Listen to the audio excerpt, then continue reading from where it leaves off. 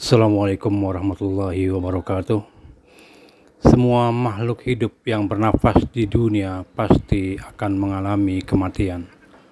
Rasulullah Shallallahu Alaihi Wasallam telah mengingatkan kepada seluruh umatnya bahwa kehidupan di dunia hanyalah sementara, sedangkan kehidupan di akhiratlah yang kekal dan abadi.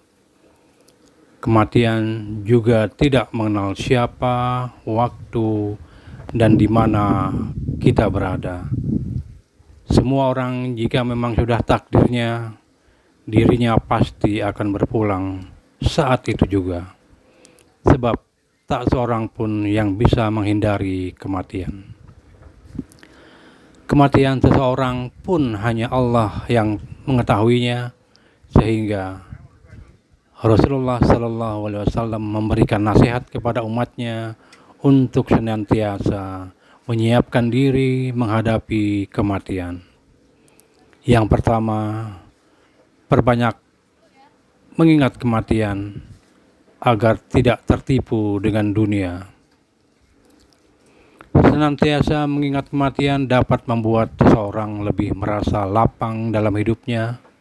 Ia akan mengingat bahwa semua yang ada di dunia merupakan hal yang fana dan mendorong jiwa untuk selalu beribadah dan tidak lalai dalam ibadahnya.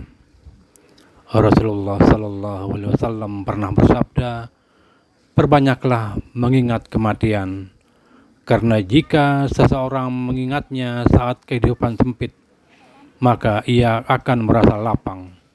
Dan jika seseorang mengingatnya saat kehidupannya lapang, maka ia tidak akan tertipu dengan dunia sehingga lalai akan akhirat." Yang kedua, amal ibadah merupakan teman setia di alam kubur nanti. Saat di alam kubur, tentu semuanya akan terlihat gelap dan sempit, yang membuat hati merasa takut, gundah, dan bingung. Di saat itulah hanya amal ibadah selama hidup yang bisa menolong, menemani seseorang dalam kuburnya. Rasulullah pernah bersabda yang diriwayatkan oleh Anas bin Malik radhiyallahu an, mayat atau jenazah diiringi 3 hal. Yang 2 akan kembali, sedang yang 1 terus menyertainya. Ia diiringi oleh keluarganya, hartanya, dan amalnya. Harta dan keluarganya akan kembali, sedang amalnya akan terus tetap bersamanya.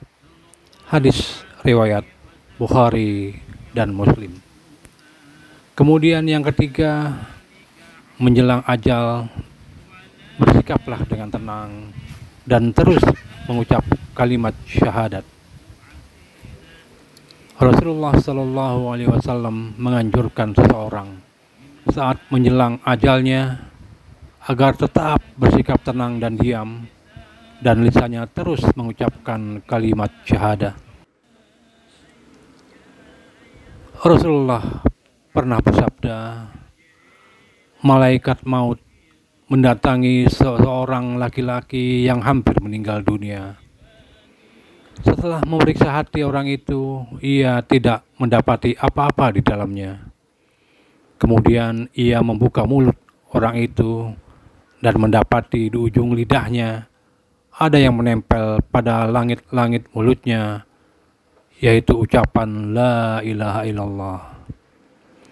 Allah Subhanahu wa Ta'ala lalu berkenan mengampuni dosanya dikarenakan kalimat tersebut diucapkan dengan ikhlas. Hadis riwayat Abu Hurairah. Yang keempat, selalu berprasangka baik kepada Allah Subhanahu wa Ta'ala. Rasulullah Shallallahu Alaihi Wasallam mengingatkan kepada kita semuanya untuk selalu berprasangka baik kepada Allah, sebab dengan hanya kepadanya lah kita berharap agar diberi rahmat dan ampunannya.